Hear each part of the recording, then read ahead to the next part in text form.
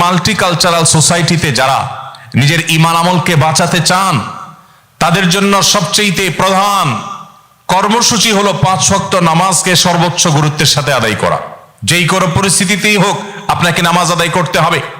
প্রিয় ভাইরা আমার, আমরা সেই রাসূলের উম্মত যে রাসূল সাল্লাল্লাহু আলাইহি সাল্লাম জীবনের শেষ মুহূর্তে অত্যন্ত কষ্ট করে যখন মাত্র 20-25 গজ দূরে নিজের বাসা থেকে মসজিদ এতটুকু দূরে গিয়ে নামাজ আদায় করার মতো শক্তিও ছিল না, তখন আমাদের প্রিয় নবী সাল্লাল্লাহু আলাইহি সাল্লাম একদিকে হামজা রাদিয়াল্লাহু তাআলা আনহু, আরেকদিকে আলী রাদিয়াল্লাহু তাআলা আনহুর কাঁধে দুটি হাত রেখে, দুইজন সাহাবী আলী রাদিয়াল্লাহু তাআলা এবং আরেকজন সম্ভবত আব্বাস রাদিয়াল্লাহু তাআলা আনহু, দুজনের কাঁধে দুটি হাত রেখে পুরো শরীরের ভার তাদের উপর ছেড়ে দিয়ে তারপরে পাওকে মাটিতে টানতে টানতে টেনে হেঁচড়ে নিয়ে তারপর তিনি জামাতের সাথে নামাজ আদায় করেছেন। তারপর নামাজ তরক করেননি।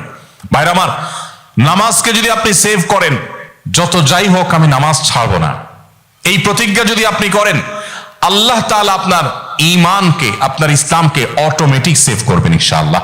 এই জন্য ভাই, আপনি জব করছেন, চাকরি করছেন, আপনার পেশাবের জন্য, আপনার ওয়াশরুমে যাওয়ার জন্য যে সময়টা আপনি পাবেন, ওই সময়টা থেকে বাঁচিয়ে হলেও আপনি অন্তত ফরজ নামাজগুলো আপনাকে পড়ে ফেলতে হবে।